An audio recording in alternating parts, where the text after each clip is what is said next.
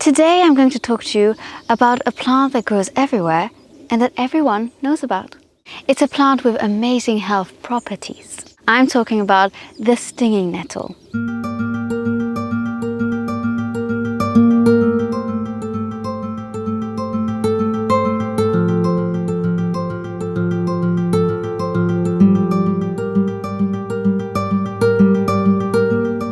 The Urtica subspecies from the Urticaceae family. And why do I say subspecies?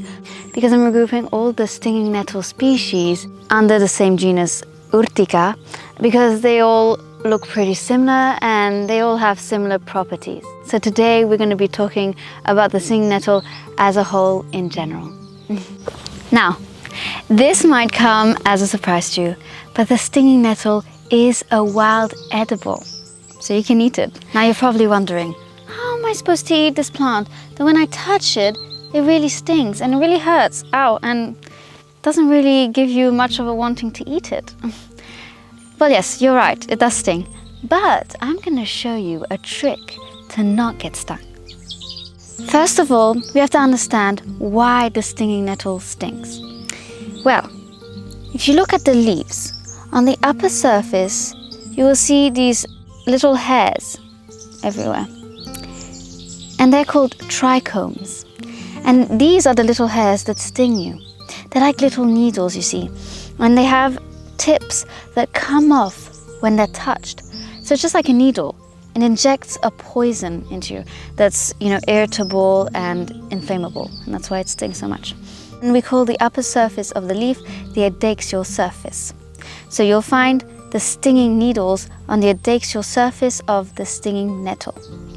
Now, how to not get stung? Well, in order to not get stung, you have to crush these trichomes. You take the leaf upside down, like this, and then you just stroke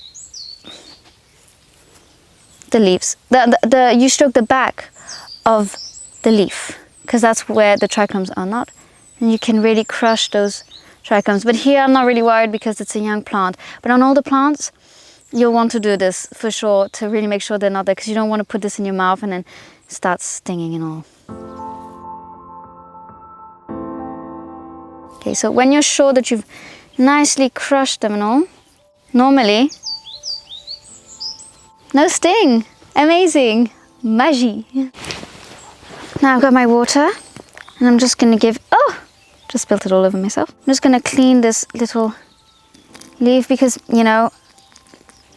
it's in the wild. You don't know what's been here, what's been on it. Just make sure it's clean before you put it in your mouth. Okay, so after having crushed the trichomes and after having washed the leaves, so you just pop this off. The entire plant is edible, so you can eat the stem, you can eat everything. By the way, the stem doesn't have the stinging hairs, so you can always grab the plant by the stem, of course. Sorry, I didn't say that. So you just crush the leaves into a ball, just to make sure those trichomes are all gone, because you don't want to put this in your mouth and your mouth starts stinging, which will be a bit unfortunate. And then you can enjoy, really fresh.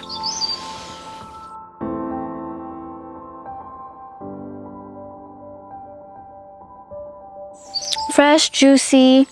Some people say it's got a spinach taste. I definitely get that, without the bitterness though. I always find spinach has a slightly bitter taste, but this, it's beautiful, it's subtle, really fresh, herby. Honestly, I'm a fan of the stinging nettle. I really didn't think it would taste like that. It's amazing.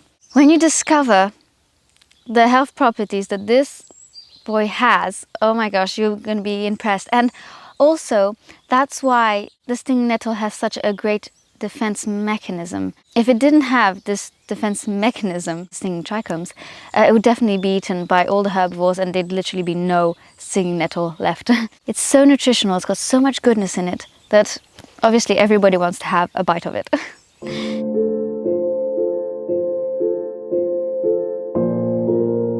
Now, everybody has at least once in their life met a stinging nettle. And usually it's not a very happy meeting because, you get stung and it hurts. So people don't really like it. So I'm not going to go into too much detail about describing the plant, but let's just take a quick look at it. I'm going to take one here. As you can see, I'm really not getting stung. I mean, this is the perfect time, autumn, early spring, when you get the new shoots. It's just perfect. You can just grab them without any trouble. Some of them sting, of course. You're gonna get the odd one that's got, you know, the strong trichomes, but usually it's really safe. They're really not stingy. So let's take a look at it. Here I have a beautiful specimen of a stinging nettle. Look how beautiful that is. It's a young one, very nice looking. The stinging nettle has opposite leaves. See? And then it's all hairy.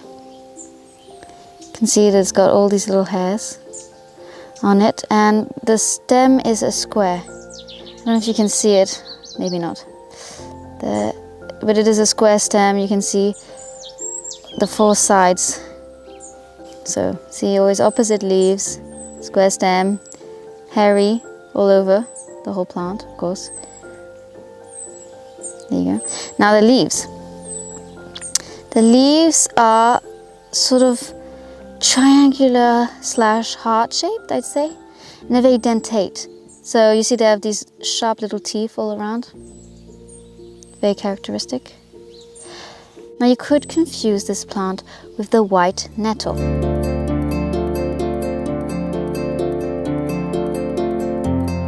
But to make sure it's not the white nettle, at the bottom of the petiole of the leaf, you have a little mini leaf. And with this characteristic, you'll definitely make sure that this is not the white nettle.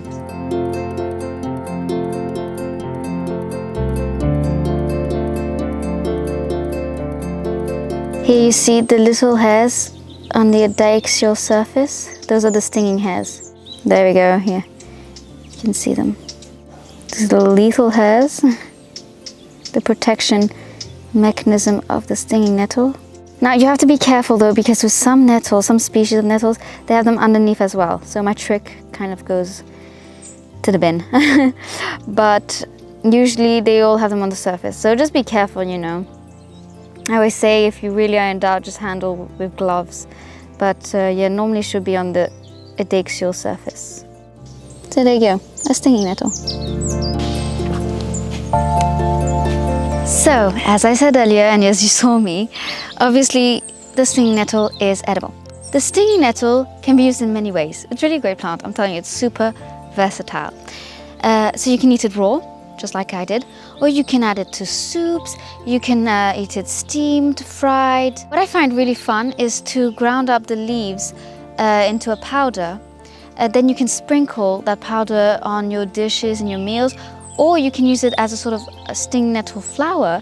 You can make stinging nettle bread, you know, baked goods, that kind of thing. Really fun. And it gives a little green color, like a sort of matcha, but it's actually stinging nettle, and probably much better for you. What else? You can also juice it. You can juice the leaves, and it's very fresh, as I said, so really tasty. Honestly, it's super versatile. You can find many ways. I'm sure you can do stinging nettle pestos, some dips, you know, all kinds of stuff. Really get inventive with this plant. So the leaves are usually used for culinary purposes, and you can use them dried or fresh. Depends what you like. Now, if you are wondering about the sting, obviously I understand, but don't worry, because once you cook or, you know, steam or fry the leaves, the sting completely disappears. For drying, however, you have to still be careful, because I think they can still sting you. So probably by crushing them, that you're sure the sting has definitely gone. So always crush them. And if in doubt, just wear gloves, you know, I mean, simple. It's not only the leaves who are edible, you can also eat the flowers and the fruit and the seeds even, I think, yes. The flowers of the stinging nettle are yellowish greenish. They're not very distinctive. Did you know that you could make cloves out of stinging nettle? Indeed, the plant creates a very stable fiber that's very interesting, and it's more sustainable than synthetic fabrics. So I thought that was a very interesting point to make. A lot of people are really getting interested in using this wild plant as a way to produce clothes. I find it amazing. I mean, the more you learn about plants, the more amazed you are. I mean, they can be used in so many ways that we don't even know about. And the stinging nettle probably has more secrets that we have to discover in the future. Now, onto the very important part. Why is stinging nettle a superfood? Well, it's packed with incredible elements. It's got proteins, it's got vitamins, especially vitamin C, very rich in vitamin C. And this is very important for us because we're not able to manufacture vitamin C. It's also very rich in minerals, oligoelements, and it's very nutritional. These are great elements to enhance our immune system, and we need them. Plus, as a bonus, it's a tasty wild edible. What a great plant! Now let's talk about the medicinal properties of the stinging nettle. The stinging nettle is very good for our digestive system. Indeed, the chlorophyll present in the leaves of the stinging nettle have a very positive effect on our intestinal flora. Next, stinging nettle is a diuretic. Now, diuretics are very important for us because they're going to clean out all that waste that we have accumulated in our body. And stinging nettle is very rich in minerals, so it's going to give back all those minerals and fortify our system after having cleaned out all that waste, because you don't want to clean it out and just leave it empty. Well, the stinging nettle is going to really give back those minerals to our body, and this is incredible. And thanks to these minerals, they're going to fortify our bone structure as well. Now, the best feature of the stinging nettle, and this is what gets me really excited about this, and because I suffer from this, it has an antihistamine effect.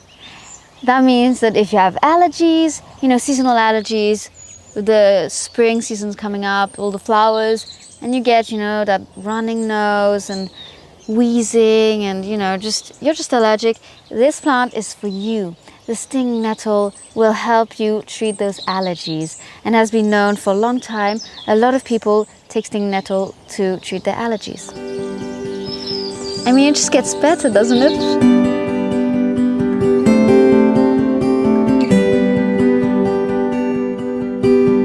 To take advantage of these medicinal properties, what are you going to do? Well, you can use the leaves, fresh or dried, and use them in herbal teas. You can make tinctures. You can also use the roots of the stinging nettle, make decoctions.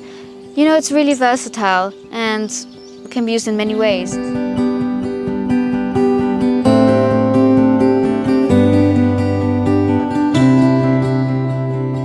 Now, speaking of drying the stinging nettle, I'm actually going to take a few myself, and I'm going to go and dry them at my home because I don't have any near my house, so I don't want to come all the way out here, every time I want a herbal tea. So I'm going to pick a few, and then I'm going to dry them. So I have my basket with me, and I have my scissors, and I'm just going to pick a few. So a few little comments about harvesting or foraging.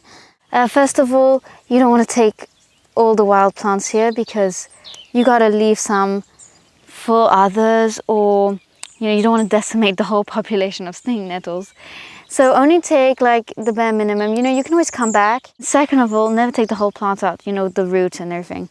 Just take the tips like this, because then the plant can always regenerate more, leaves and stem. So I'm really not going to take many, and I really don't live that far away. So, I can always come back quickly, take a few more when they've grown a bit more, And you see here, I'm having no trouble with the sting.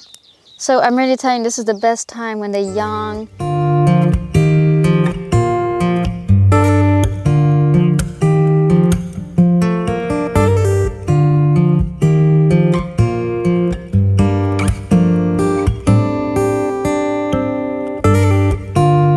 Let's talk a bit about confusing the stinging nettle with other plants, because obviously it's a wild edible. You don't want to confuse it with a toxic plant.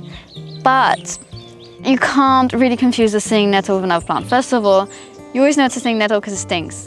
Okay, I'll give it to you when it's young. It doesn't necessarily sting very much, but you'll always find some specimens, to sting yourself on. And really, the only plant I can think of that you could confuse it with is the white nettle, Lamium album. but that plant is also edible. So I'm telling you, there's really not much danger in the confusion area. So it's pretty safe. And as I said, it really grows everywhere, so everyone can take advantage of the stinging nettle. And it's amazing because it's an amazing superfood, and people usually don't like it because it stings, you know, they want to get rid of it and everything. But it's really an amazing plant, and I find it incredible.